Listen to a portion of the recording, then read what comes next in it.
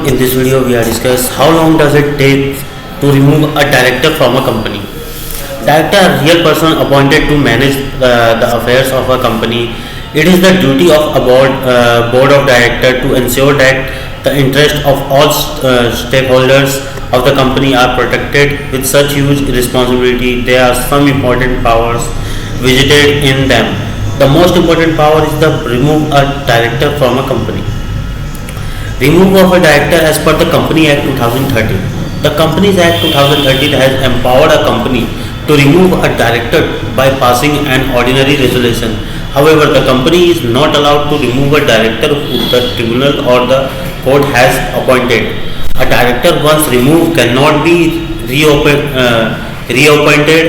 The time take for the removal of a director depends on the type of a removal and the company's policy. Section 169 of the Companies Act rule out the circumstances under which a director can be removed and the procedure for the removal.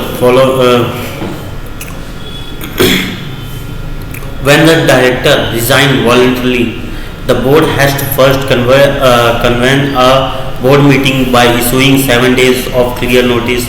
A clear notice implies a 21 days notice excluding the day on which it was sent and received. The board then discusses and deliberates on the discussion to either accept or reject the resignation. If the board accepts the resignation, the board passes a resolution to confirm the acceptance of the resignation.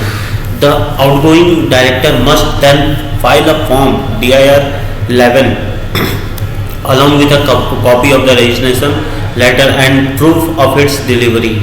The company has to file a form DIR 12 with the register of company within 30 days of the removal. A copy of the resignation letter and board resolution must be attached to the form. The next step is the outgoing director and board to file a form DIR 11 proof of the resignation letter delivery and a copy of the resignation letter has to be affixed to the form. On filing all the form and documents, the director name shall be removed from the MCA portal and its database.